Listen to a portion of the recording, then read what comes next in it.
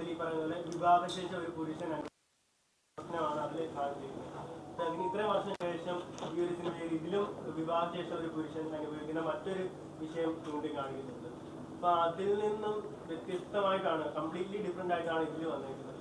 അപ്പം ആ ഒരു ചേഞ്ച് വരുത്തണമെന്ന്, അല്ലെങ്കിൽ ഈ കഥ കേട്ടപ്പോഴാണെങ്കിൽ ഇത് ചെയ്യുമ്പോഴും ശ്രീവാച്ചന്റെ ഒരു രീതിയിലും ഇതിനെ നമുക്ക് ഈ ക്യാരക്ടറെ കാണാൻ പറ്റുന്നില്ല. അപ്പം ആ ഒരു പ്രശ്നങ്ങളും കാണാൻ പറ്റുന്നില്ല. അപ്പൊ അത്തരത്തിലുള്ള ചേഞ്ചുകൾ വരുത്താൻ കറക്റ്റ് ക്വസ്റ്റ്യൻ ആട്ടോ. കാര്യം ഞാൻ ഈ സ്ക്രിപ്റ്റ് ആദ്യം എൻ്റെ അടുത്ത് ചെയ്ത് നറേറ്റ് ചെയ്ത സമയം മുതൽ എൻ്റെ ഒരു കൺസേൺ ഇത് കെട്ടിലാണ്ട മാലാഖയുടെ എന്തെങ്കിലുമൊക്കെ ഒരു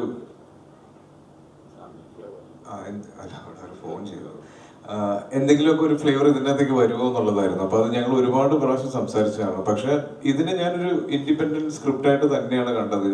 എനിക്ക് പറയാനുള്ള കാര്യങ്ങളായിട്ടും അങ്ങനെയൊന്നുമല്ല. അതിൻ്റെ ഒരു സ്ക്രീൻ പ്ലേയുടെ ഒരു ഭംഗി തന്നെയായിരുന്നു എനിക്കിത് ചെയ്യാനുള്ള ഒരു കോൺഫിഡൻസ് ഉണ്ട്. പിന്നെ സേതു ഇതിൽ അത്യാവശ്യം നല്ല ഡീറ്റെയിൽഡ് ആയിട്ടുള്ള ഒരു സ്റ്റഡി നടത്തിയിട്ടുണ്ട് ഇതിന്റെ മൊത്തം പ്രോസസ്സ്. അപ്പൊ അത് ഞങ്ങൾക്ക് എല്ലാവർക്കും ഇത് നറേറ്റ് ചെയ്ത് തരുന്ന സമയത്ത് നമുക്ക് വേറെ കൺഫ്യൂഷൻസോ ചോദ്യങ്ങളോ ഒന്നും ഉണ്ടാവാത്ത രീതിയിൽ തന്നെ സേതുവിന് ഇത് പ്രസന്റ് ചെയ്യാൻ പറ്റിയിട്ടുണ്ട്.